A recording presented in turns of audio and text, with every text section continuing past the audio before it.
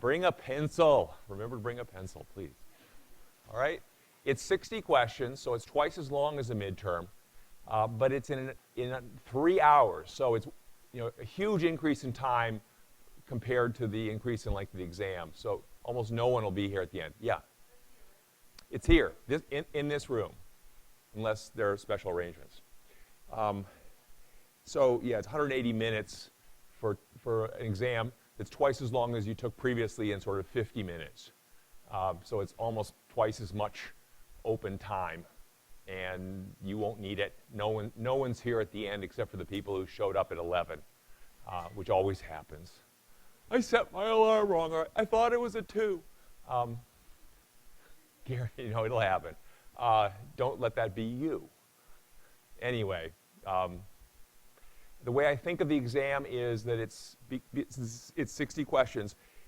It's 30 questions of it are effectively the third midterm in terms of emphasis. A lot of it on material since the second midterm. And then the remaining 30 questions is just across the board, open season, anything. All right? Any questions about the midterm exam, the final exam? All right. So on to material then, the things we did. Rewind all the way to the beginning of the semester. So the first 6 topics were the laws of motion, really. What are the takeaways in there? Main ones are that objects respond to the net force acting on them by accelerating. So forces cause acceleration. This is counterintuitive for many of you because you've grown up experiencing the world as forces cause movement. They don't. They cause changes in movement where movement is velocity. So forces cause things to change velocity. In the absence of forces, things keep doing what they were doing. That was the whole concept of inertia. To remind you that where did inertia actually come from, there was a test question on the second midterm that points this out, that really inertia is a reflection of the conservation of momentum. That if an object that has momentum keeps doing what it was doing because it has momentum, until it gives up that momentum, it has to keep moving. So that was really the origin of, that is the fundamental origin of this notion of inertia. I introduced the first conserved quantity. Well, the first important acceleration is the acceleration of a falling object.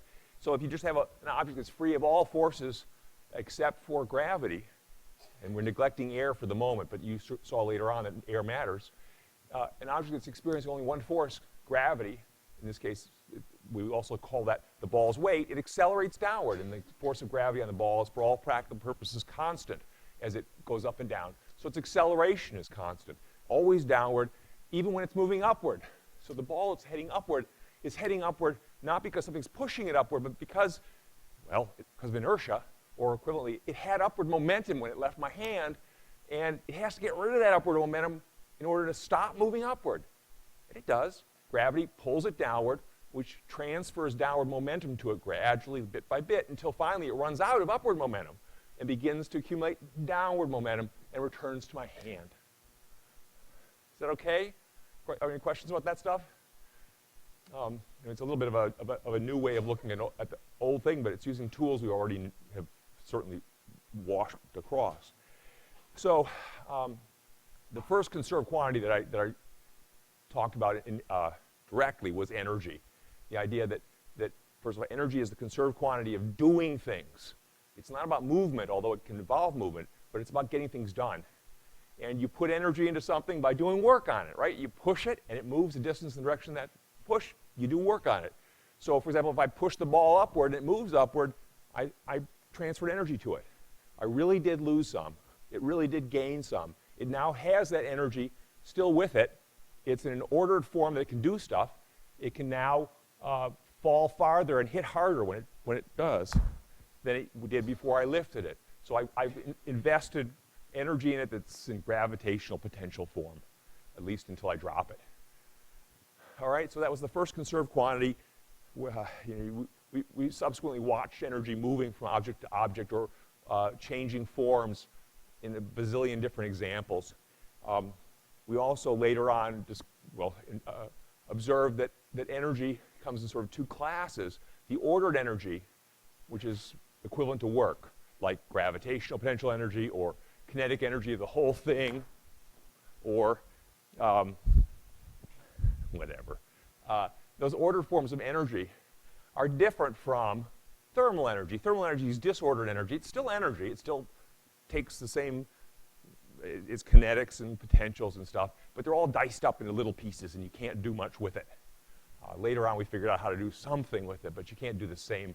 It's not as good and juicy as the ordered forms of energy. Okay. The other conserved quantities we encountered later on, but still early in the class, were momentum and angular momentum. And those really are conserved quantities of movement. Momentum is a conserved quantity of moving translationally, of going somewhere. And you can't hide it because it's all about movement. I mean, apart from putting a screen in front of the object, if the object's there and you're wondering what its momentum is like, you just watch it. Momentum is proportional to its velocity, so it's moving. Angular momentum is the conserved quantity of spinning. And again, you can't hide it. If you're not spinning, you don't have it. If you're spinning, you've got it. And you can't stop spinning until you exchange it with somebody else or something else. All right? Other things that were important in those sections that sort of stick out. I talked a bit about friction, the idea that friction seems to come in sort of two general categories. The static friction of surfaces that are pressed against each other and not experiencing any relative motion, and that doesn't ever waste energy. It just allows one object to push on the other object parallel to their surfaces. Sliding friction was different. It involves actual relative movement of the surfaces, and that wastes energy. It turns ordered energy into thermal energy. One other force to remind you of is the support force notion. Frictional forces are always along the surfaces, parallel to the surfaces. Support forces are perpendicular surfaces. They don't involve friction. You can't avoid, lubricants and stuff will reduce friction, but lubricants will not reduce support forces. Support forces are all about two objects can't occupy the same space at the same time.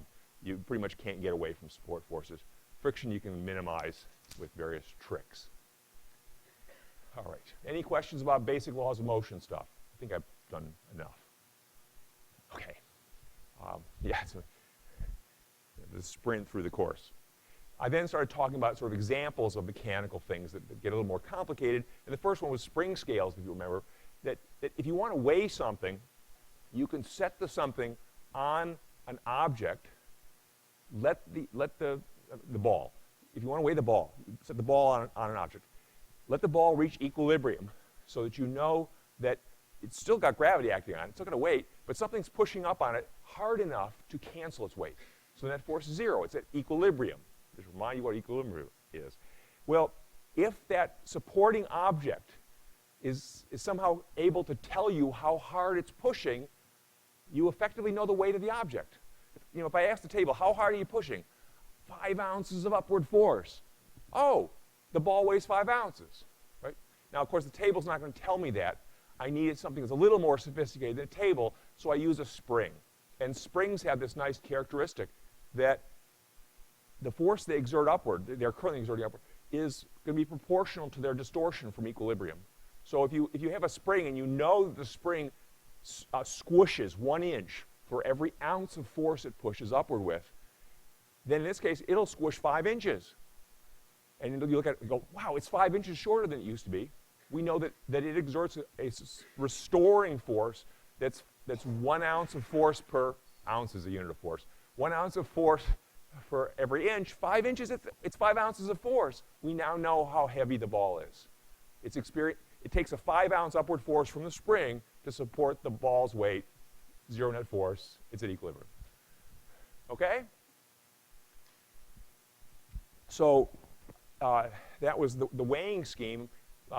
It introduced along the way the idea of springs. Springs obey what's known as Hooke's law. They have this nice characteristic that the restoring force they exert on their ends is proportional to how far you distort them.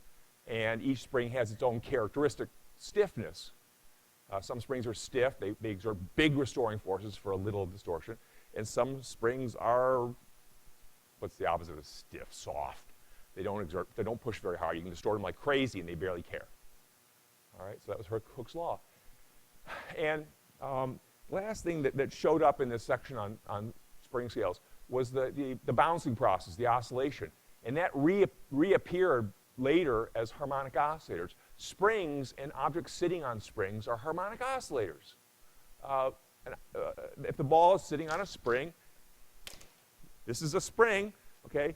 It bounces up and down about equilibrium because, in effect, well, I mean, I can only do this a couple times before the ball falls, right? Because I just, whatever. Well, we got one bounce.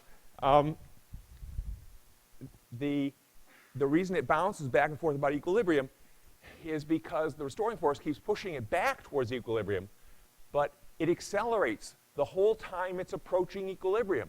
And when it gets to equilibrium, it's traveling fast. And it coasts right through equilibrium. It goes out the other side and eventually then turns around and coasts through equilibrium again. It bounces back and forth. The fact that it bounces back and forth with a frequency or equivalently period that doesn't depend on amplitude is a story for later in the semester, but it's true.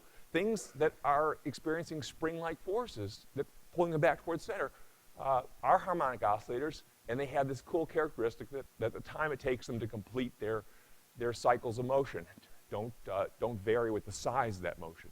So this spring, which by itself is a harmonic oscillator, takes the same time to bounce up and down when it's bouncing a little as when it's bouncing up and down a lot. And a lot of things in the world are harmonic oscillators. Not all, but a lot. Okay. And so then I went on to talk about bouncing balls. Balls actually are not spring-like because they have a surface. The more you dent the ball, the more surface touches it. The force doesn't obey Hooke's law. So it's not a spring, but still you get these same kind of bouncing effects, at least in a single bounce. Don't worry about the period and amplitude and all that. Those are not appropriate for the story of balls. But when a ball hits a surface that's immovable, it bounces off that surface, or to a lesser or a greater extent, depending on the characteristic of the ball. The ball hits, as the ball approaches, it's carrying with it energy, ordered energy, fortunately, and as it hits, much of that energy, depending on its angle, is temporarily hidden. It becomes, for example, potential energy. Some of it becomes thermal energy. But it goes into the denting process, denting the ball's surface. And if the ball is good at storing, holding onto that energy in some potential form, and then returning it, the ball leaps back off the surface with a lot of its energy back in the form of kinetic motion, energy of motion. In a bouncy ball hitting a surface, the ball transfers all of its surfaceward momentum to the surface, and then even more. It actually transfers more momentum toward the surface than it had, and it ends up going backwards, away from the surface. So this is another interesting observation, that the things that hit and bounce, they actually transfer more momentum in the direction toward that surface than they had. They end up with a deficit of momentum toward the surface and consequently bounce backward. So if you really want to transfer a lot of momentum to a surface, don't just hit and stop. Hit and bounce. So things like a battering ram. You want to knock something over, put a rubber bumper at the front of the battering ram. So when it hits, it bounces backward and it transfers even more momentum to what it hits. All right. Bouncing balls, it got a little more complicated when the surface itself was allowed to dent as well. So if a ball hits a surface that gives, then the ball begins to do work on that surface, and the energy that arrived initially in the ball is partitioned between the surface and the ball. The one that dents the most gets the most energy because the work being done on these surfaces is proportional to distance. They're pushed equally hard in opposite directions. Famous Newton's third law effect, which I hadn't mentioned previously, but the ball bounces off my forehead, right? If the ball hits my forehead, the ball pushes on my forehead this way, and my forehead pushes on the ball that way. Those two forces are equal and opposite. They are a Newton's third law pair. They have to be equal and opposite. Of course, they affect different objects. My force on the ball affects the ball and causes it to head backward toward you, accelerate backward toward you. And the ball's force on me pushes me away from you and causes me to accelerate away from you. Two different forces, two different objects. All right. Okay, back to the issue of the bouncing of a ball off of a surface that moves. the energy gets partitioned between the two, ball and surface, and they each get their share, and they can do what they want with that energy. A ball that's lively will store it well. A ball that's dead won't store it well. Same with a surface, lively and dead. And I'll stop talking about my forehead with lively and dead. But let's see. There are lots of cases, interesting ones, in which one is lively and one is dead. Baseball is lousy at bouncing, actually. It really doesn't store energy well at all. An aluminum bat is lively. It stores energy nicely. That's why aluminum bats have really changed the game of baseball, why they're kept out of the major leagues, because the aluminum bat is like a trampoline for the ball. You can make a beanbag bounce off of an aluminum bat, and it bounces hard and fast, and a lot of the energy goes flying out in the ball, having been stored not in the ball during the bounce, but in the bat during the bounce. This doesn't happen so much for a wooden bat, because wooden bats are so hard, they don't dent much. They don't, whether they store it or don't store it, they get so little of the energy during the impact, it doesn't matter. Okay, bouncing balls. Any questions about spring scales, bouncing balls, things that you're still wondering about? Okay, continue the mini sprint. Well, it's yeah. Rapid summary. Roller coasters and loop-the-loops. The story here was largely about the feeling, the experience of accelerating. Up until now, I talked about acceleration as something that happens to other things. What about if it happens to you? Well, when you accelerate, you begin to experience your own inertia. You feel it. You feel your tendency to keep going straight. The various parts of your body want to keep doing what they were doing, and so if something causes you to accelerate, a car turning suddenly to the left, a roller coaster going around a loop-the-loop, you feel flung in the direction opposite your acceleration. I call it a feeling of acceleration. It feels an awful lot like gravity. It has the same characteristics of stresses within your body, but it's not gravity. It's just your inertia trying to make you keep doing what you're doing. And so if you're accelerating to the left, you feel this pull to the right. If you're accelerating upward, you feel this pull downward, and you feel extra heavy. If you're accelerating downward, you feel this pull upward, and you feel light, surprisingly light. So if we drop you, here's you, down you go. While you're falling, you're accelerating downward because you're a falling object. And therefore, you feel this feeling of acceleration upward. And that feeling of acceleration is proportional to how rapidly you're accelerating. And when you're accelerating downward at the full acceleration due to gravity, as a falling object, that upward feeling of acceleration has all the strength of your feeling of weight, but in the opposite direction. And it cancels your experience of weight itself, the feeling you're feeling right now, assuming you're sort of sitting relatively still. Okay? So you feel your weight. There it is, weight. But if we drop you, that upward feeling of acceleration kicks in, and you can't feel your weight anymore. You feel weightless. And it's an animal, it's a visceral animal response. You feel like, hash marks, exclamation point, question mark. We're in trouble. It's just innate in us. And that's that feeling of weightlessness. On a loop-the-loop, so on a loop-the-loop, well, on a roller coaster in general, you feel near weightlessness as you dive over the first hill. The first hill, you're accelerating downward so fast you're almost falling, not quite. And you feel almost no weight. Whoa, that's pretty thrilling, okay? When you go over the loop-the-loop, you have this strange effect where as you go over the top of the loop, it's forcing you to accelerate downward so fast, you're accelerating downward faster than falling.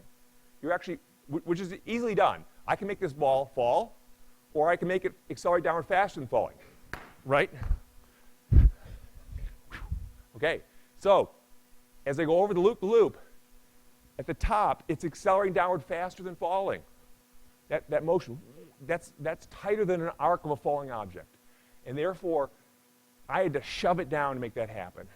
And it felt, if this was you would have felt pulled by this gravity-like thing toward the sky. That upward feeling of acceleration would be stronger than your own experience of weight, and you would feel an overall pull upward. It's not real. It's your inertia causing the upward aspect to it. but it sure feels like somehow the world's upside down. Okay? Any other questions about roller coaster stuff? All right. So bicycles. In the story of bicycles, one of the central issues there was the idea of equilibriums having both. Not all equilibriums are the same. Some of them are stable, and some of them are unstable. An example, so a stable equilibrium is not only an equilibrium, like the ball is now at equilibrium, but, this is not a good example though, that's equilibrium. It's vertically, this is actually in a stable equilibrium, meaning that if I disturb it away from equilibrium by lifting it or pushing it deeper into the table, it tends to go back to equilibrium. Forces arise when it's away from equilibrium that tend to return it to equilibrium. So it's stable. Unstable equilibria are the reverse. They're equilibria like this. This is pretty much at equilibrium there. But if you disturb it, forces or influences arise that take it away from equilibrium. It accelerates the wrong way, away from equilibrium, and never comes back. And so not all equilibria are stable or unstable. The ball right now is actually in what's known horizontally, is what's known as a neutral equilibrium. It doesn't care whether it's here or here or here. There's no restoring force or anti-restoring force. Nobody cares. Put it anywhere on the table, same difference. So a tricycle is an example of an object in a stable equilibrium. When you're sitting on it, and your center of mass, no, actually it should be center of gravity. Center of mass is an inertial concept. Center of gravity is a gravity concept, and this is an issue of gravity. When you're sitting on a tricycle and your center of gravity is above that base of support formed by the square, in this case by my four-legged tricycle, it turns out that any disturbance causes forces to appear that push you back. So this is a stable equilibrium. The big picture reason for the appearance of those restoring forces is that my total potential energy increases whenever I move away from upright, from the equilibrium. The forces show up. My center of gravity rises because of, it's a geometry issue, and therefore I'm storing a little more energy. And objects tend to accelerate in the direction that reduces their total potential energy as quickly as possible. So I tend to accelerate back towards equilibrium. So stable equilibria are situations where the system is at a minimum of total potential energy. Anything you do to it takes it to higher potential energy, and it tries to go back. Unstable equilibria, like a bicycle, is at a maximum of total potential energy, at least in some direction. And any disturbance that takes it away from equilibrium reduces its total potential energy. It loves this. It accelerates in that direction. So this stick right now is at a maximum of total potential energy. It's as high as it can be and still touch the table. It's spatially the highest altitude. Its center of gravity is at the highest altitude it can be, given that it's got to touch the table. And if I tip it in any direction, its center of gravity comes down. It has less total potential energy. It loves this. It accelerates so as to do this more. And over it goes. Okay? Any questions?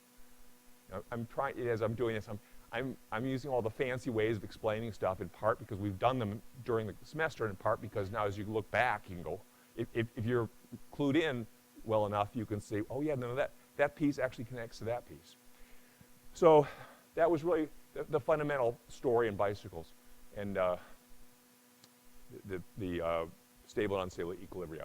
There was the other piece that beautifully enough, a bicycle naturally steers itself under its own center of gravity. So although when you're riding it, you are at a maximum of total potential energy, namely you're upright as you can be, at least when you're not turning, it automatically steers the wheels to return you to that crazy unstable position by way of these automatic steering processes that it develops. All right, rockets. Okay, rockets and space travel. The biggest insight there was that a rocket propels itself forward not by pushing on things outside of the rocket. It pushes on its own fuel. It burns the, somehow or other, it gets the fuel moving really fast by burning stuff usually, and throws it out the tail as quickly as it can. That material flying out the tail carries with it backward momentum. And since momentum's conserved, if the rocket is sending something off with backward momentum, and it started essentially with no momentum. The overall system started with momentumless. It throws half of itself to your left with tremendous leftward momentum. What remains better be heading to the right with tremendous rightward momentum.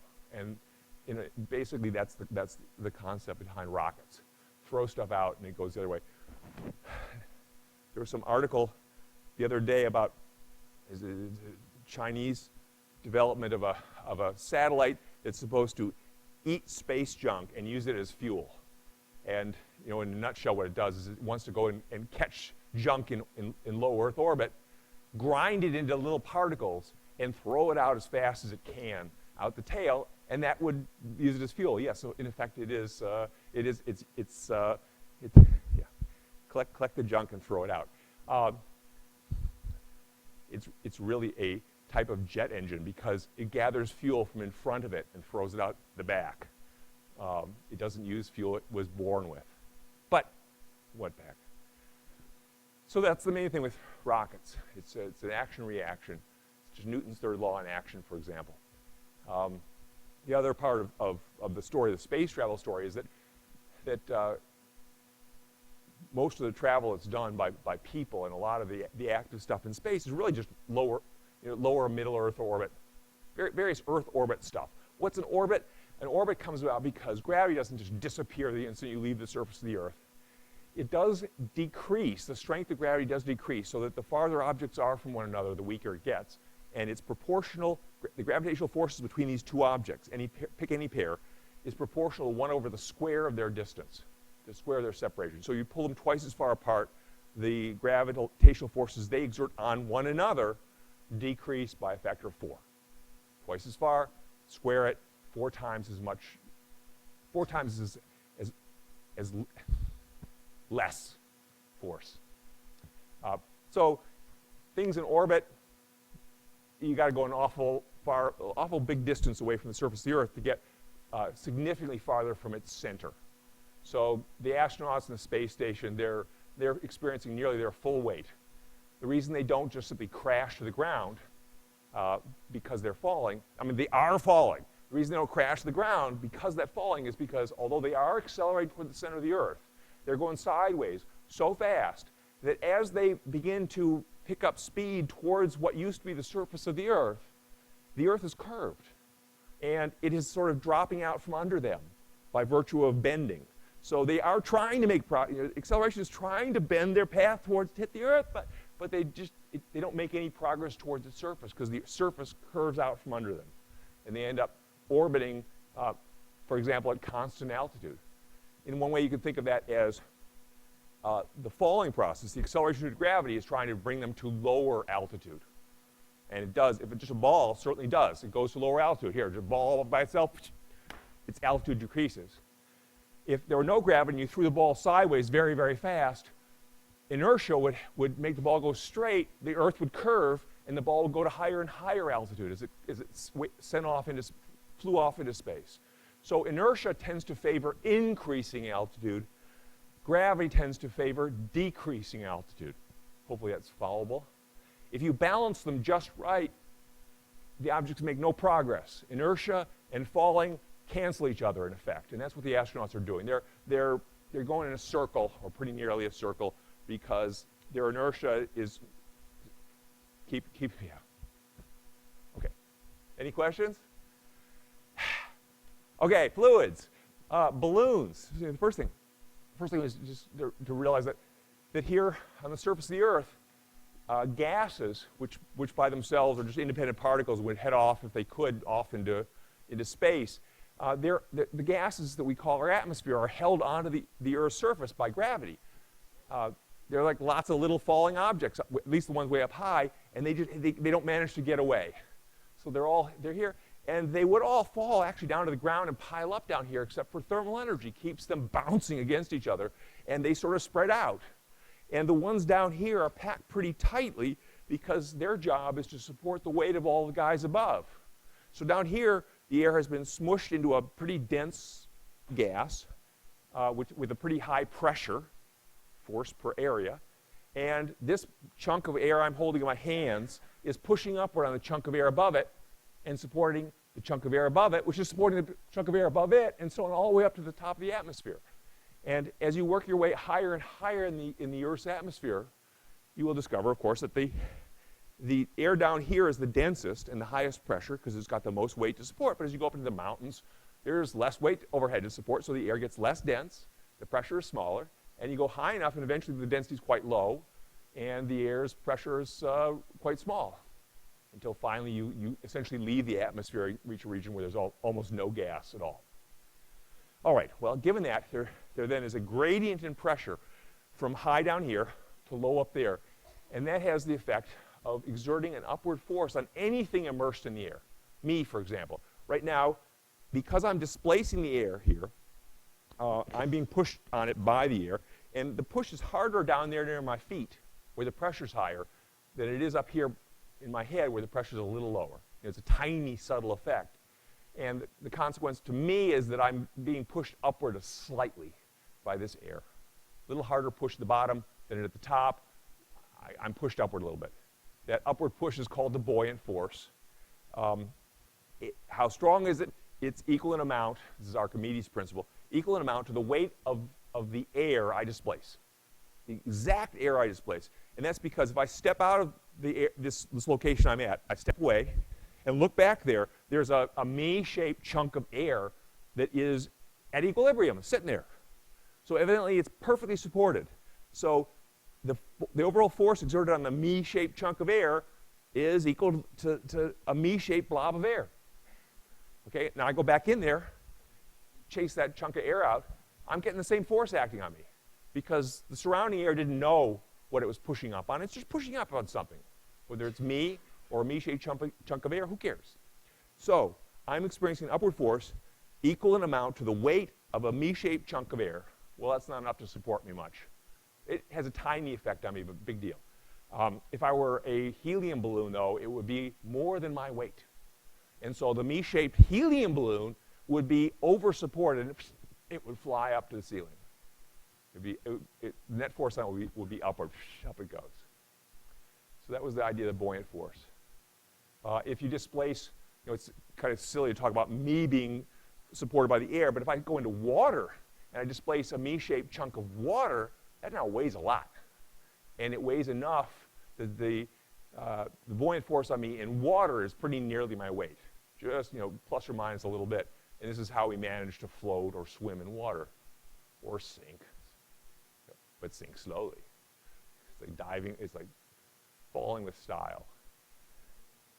Okay? Water distribution. So I started sending water through pipes and discovered that if water flows smoothly through pipes, that is, it experiences steady state flow particularly, that you can't see anything happening as you watch the flow, because the environment's motionless, the water is flowing steadily, everything's simple, laminar, no turbulence.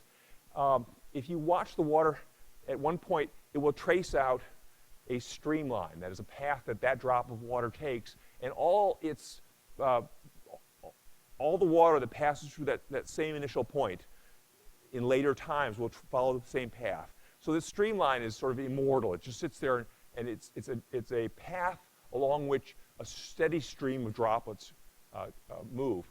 And if you watch any one of those droplets, its energy will not change. Its ordered energy will not change as it flows. So meaning that whatever energy it had when it was a droplet over here, it will have when it was a droplet here, when it will have as a droplet here. But that energy can change forms, and there were three forms that it could take. It could be pressure potential energy, it could be kinetic energy, or it could be gravitational potential energy.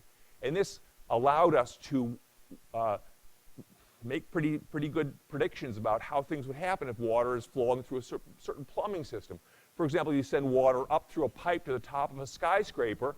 As it rises in that pipe and this going upward, it's going to be using more and more of its available ordered energy as gravitational potential energy is going up. It's going to have more and more gravitational potential energy.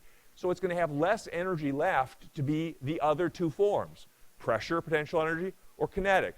So the pressure in the plumbing is going to go down as you go way up the plumbing.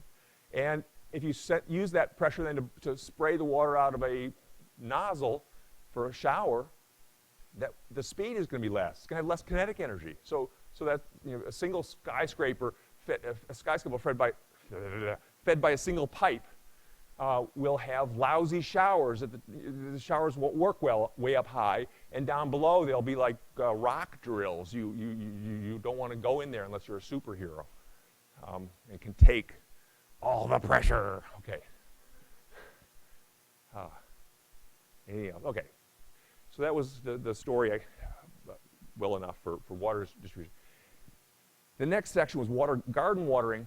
Now we start to bring in some of the complexities of fluid flow that were sort of swept under the rug in the story of water distribution. The first of which is that water doesn't flow perfectly through pipes. It experiences rubbing effects due to a phenomenon known as viscous forces or viscosity. The water has a syrupiness, like any fluid, where trying to make one portion of the fluid move past another portion of the fluid, they rub on each other, even though there are no solids involved. It's fluid against fluid. They rub, and they experience something that resembles sliding friction, except that it gets stronger as you go faster.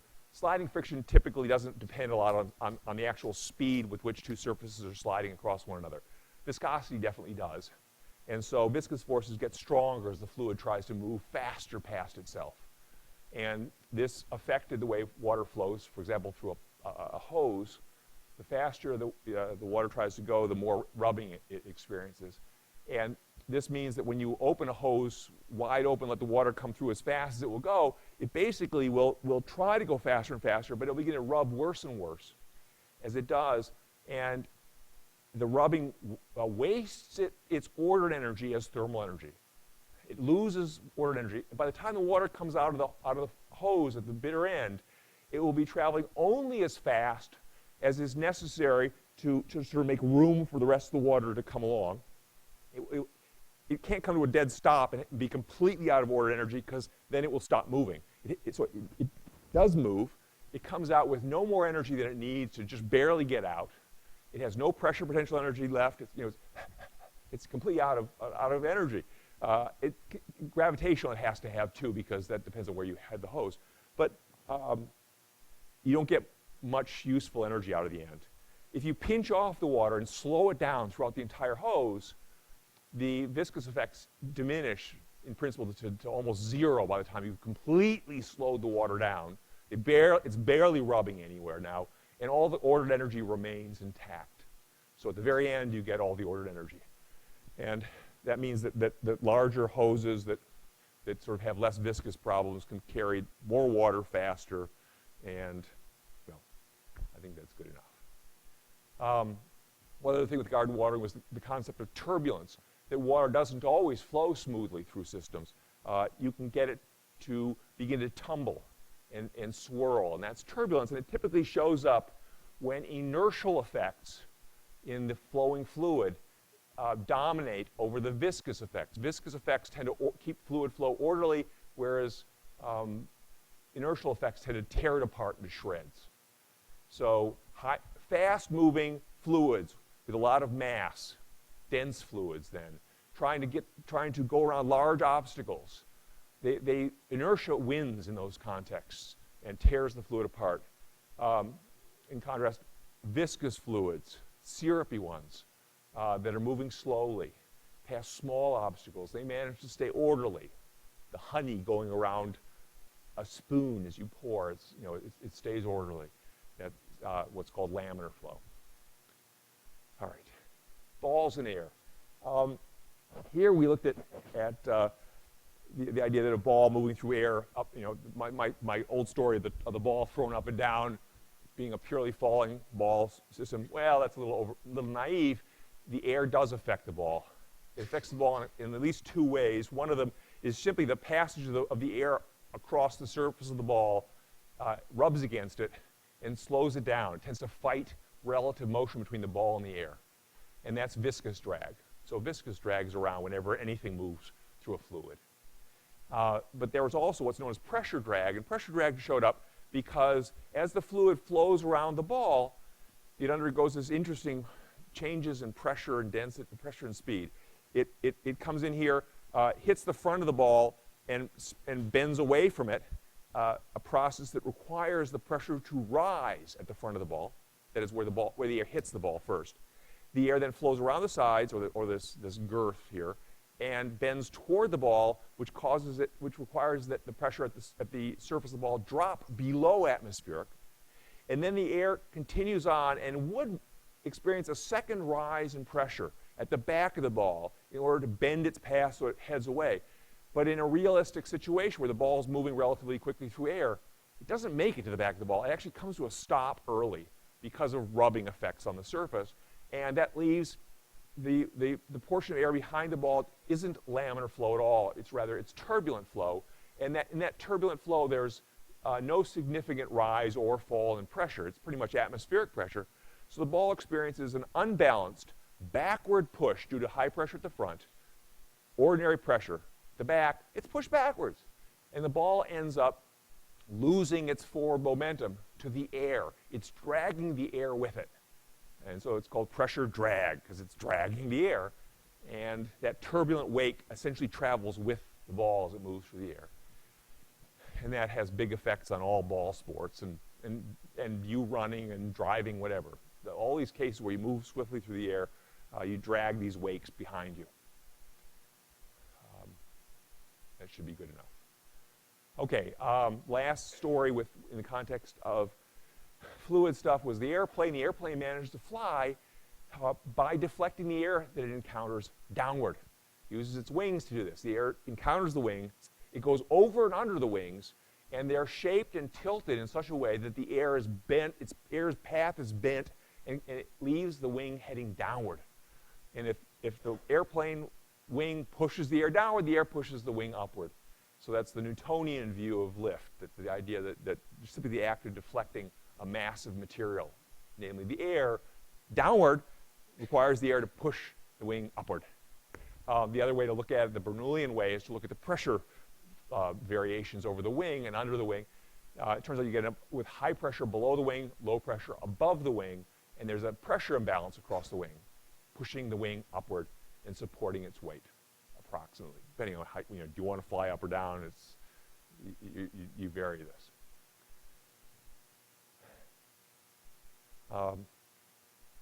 There's also the issue of keeping the plane moving against the inevitable losses of forward momentum, some of which come about from the act of obtaining lift. You have to push the plane forward, so they use propellers and jet engines. And what those do, much like a rocket, but not quite, is they grab the air in front of them, which the rocket doesn't do, but these guys can do it, because there is air in front of them. They grab it and they throw it backward. And the act of pushing backward on the passing air, one way or the other, means that air that's pushed backward pushes forward on the jet engine or propeller, and therefore on the entire plane, and propels it forward. All right. Any questions on fluid stuff? Brings us to thermal stuff. So we then observed, and I'll sort of blur this according to the context, that heat flows from hot to cold. Heat is this disordered form of energy. Thermal energy is this disordered form of energy, and it flows as heat. So thermal energy on the move is heat, and it flows from hot to cold. And it flows from hot to cold, that is from hot objects to cold objects, because of the law of entropy. It's statistically likely that this will happen, hot to cold, because it creates more disorder.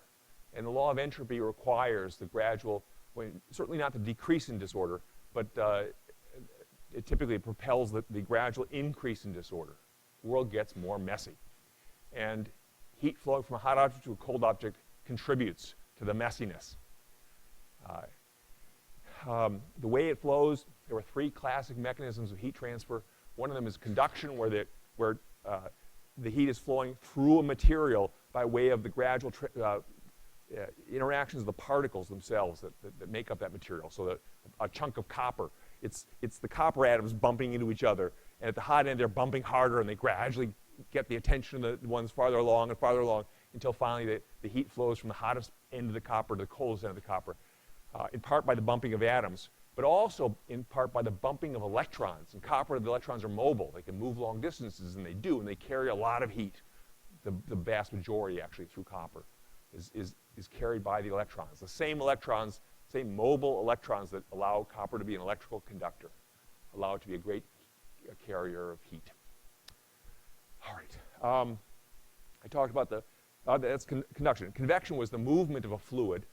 So you heat a fluid up, and you carry the fluid full of thermal energy to somewhere else and drop off that thermal energy. Convection naturally there's what's known as natural convection, where if you heat a fluid here, it tends to rise because of the buoyant force and carry heat around. So that's a specific example of convection. Another one is forced convection, where you stir the fluid deliberately with a fan, and you cause the fluid to pick up heat near the hot object and carry it to the cold object as you stir. The last one was radiation.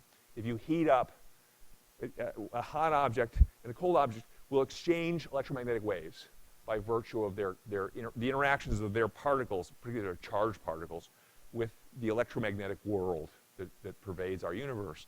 And so the hot object manages to send more thermal radiation at the cold object than the cold object sends to the hot object. There's a net flow of heat from the hot object to the cold object by way of thermal radiation. The details, I can spend forever on it, so I will leave that. But thermodynamics, let me just go on to that. The thermodynamics was just the key thing is the tendency of heat to flow from hot to cold is driven by statistics and the concept of entropy. If you want to drive heat from cold to hot, you can do it, but you still have to obey the law of entropy, and that requires then that the act of moving heat from cold to hot, which by itself is ordering, it makes the world more orderly. You make the hot object hotter, the cold object colder, that's a more orderly situation. The stronger segregation of thermal energy. All here, none there. To do that, to pay for that, you have to create disorder somewhere else, and typically you use electricity, which is a form of ordered energy, to run this thing, and the consequence is the energy becomes thermal energy in the end, having lost its order, and you get the hot object gets much hotter, in effect, than the cold object gets colder. Last, so that's the pumping of heat. That's the air conditioner. The reverse, if you let heat flow from hot to cold the way it wants to, you can actually sidetrack some of it and turn it into work in the context of what are known as heat engines. Last thing, I better just go here through it. The harmonic oscillator idea. The whole last chapter, 9th chapter of my book, is about harmonic oscillators. First, you see them in the context of timekeepers for clocks, pendulums, or these rocking little balance rings in the classic wristwatch. Still available, but primarily for people who want to man jewelry. And finally, quartz watches, where it's a little teeny tuning fork. These are harmonic oscillators. They're systems that follow the rules, the rules being they have a stable equilibrium, like a pendulum does, and if you displace them for equilibrium, the restoring force that shows up is proportional to how far you displace it. That's the recipe for a harmonic oscillator. Double the distance away from equilibrium, you double the restoring force. If you've got a harmonic oscillator, you get for free the idea that if this thing is oscillating about its stable equilibrium, the period of that oscillation, the time it takes to do a round trip, doesn't depend on how big the round trip is, the amplitude of the round trip. You get the same period every time, or equivalently the same frequency, which is 1 over the period. They keep time nicely. When you turn them into musical instruments, they keep pitch nicely. So musical instruments are typically built around harmonic oscillators too. They then produce sound with a pitch that doesn't depend on volume. Loudness. I had to trade over. The louder you make the musical instrument, you play the piano soft, you play the piano loud, it's all called piano forte after all, you get the same pitches because you're striking harmonic oscillators. And they don't care about amplitude when they generate their pitch. All right, that'll do it.